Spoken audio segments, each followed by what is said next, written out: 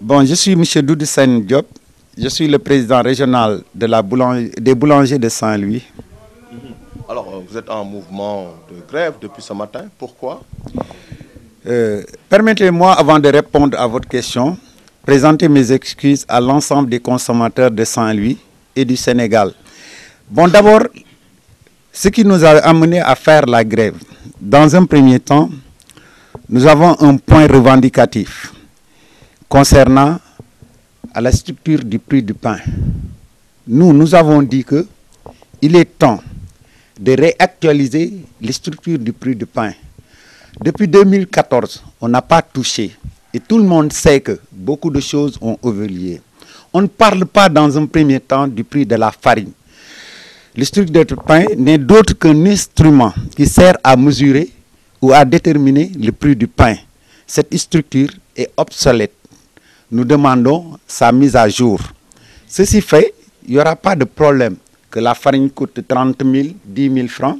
On est en mesure de faire sortir le prix du pain qui correspond à la réalité. C'est ce que nous demandons à l'État de faire. En plus de cela, durant le mois de décembre 2017, on a été à Dakar durant 2 jours avec tous les acteurs du service, du secteur de la boulangerie. On a fait des assises. Et durant ces 2 jours, on a retenu des conclusions très fortes. Et à l'époque, le ministre du Commerce avait pris l'engagement devant les participants d'appliquer à la lettre les conclusions de ces assises. Et jusqu'à présent, rien n'a été fait. Ne serait-ce que l'application de ces assises réglerait le problème de la boulangerie.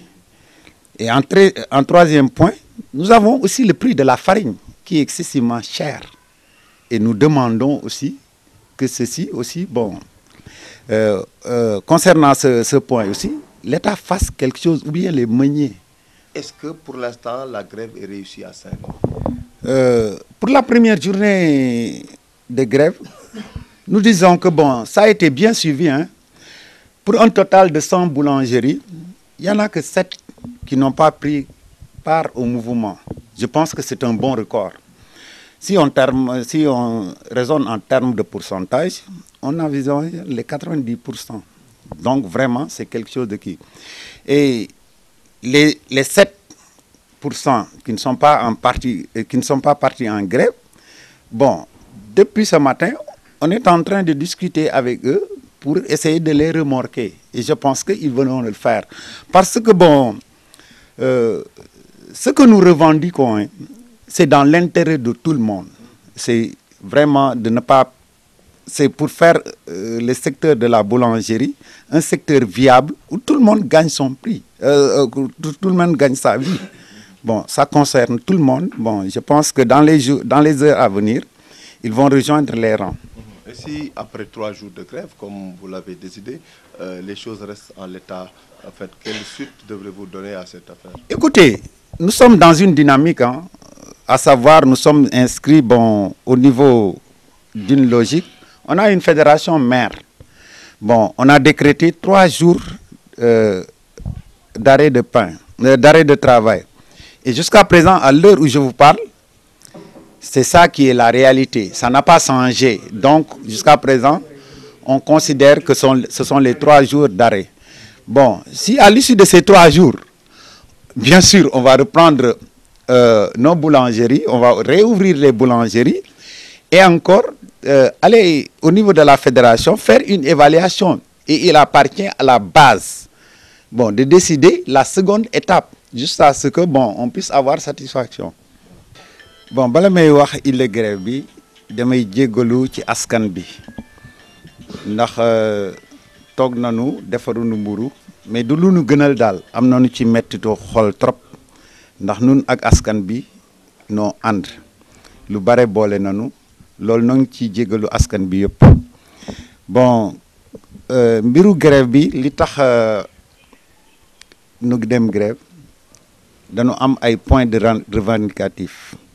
Point yi d'abord ñaari point la bu njëkk bi mooy dafa am lu naan ci tubaab structure des prix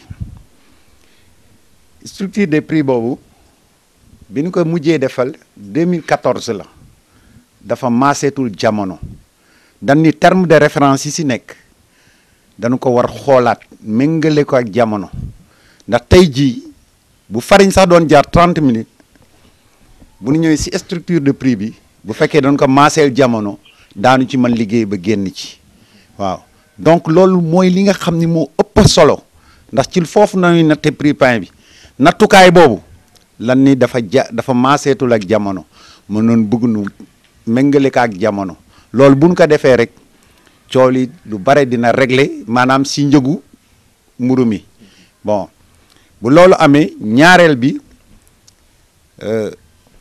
2017 décembre dañu dem ay lël ci Ndakaaru toog fa ñaari fan tëju ñi nga xam ni nooy liggéey ñëpp ci boulangerie mbirum mburu daal meññee consommateur ñëpp nu bool leen bi ñu leen wooye nu saytu problème mu secteur bi ñu ko saytoo ba pare am na lu nu tuddee ci tubaab les conclusions des assises de 2017 nit nag booy dem ba nga xam ni mënatoo liggéey am nga sañ-sañ taxaw ni dañuy liggéey loolu moo tax nu ni dañuy taxaw duñu liggéey bon taxaw boobu ñetti fan nañu wax ba fii ma lay wax looloo fi nekk maanaam ñetti fan nañu décider ndax dara amagul loo xam ni changé na. alors defagum ngeen donc benn fan ah alors li ngeen si doon xaar en termes de participation est-ce que am ngeen ko.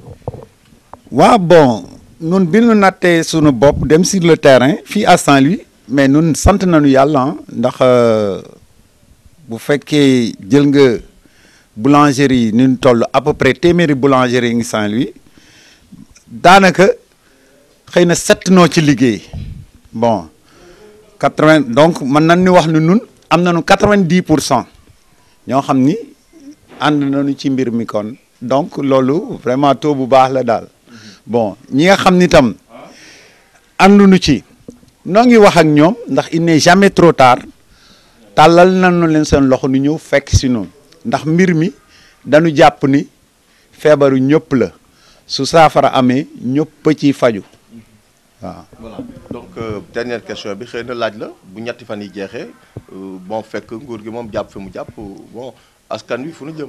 waaw xam nga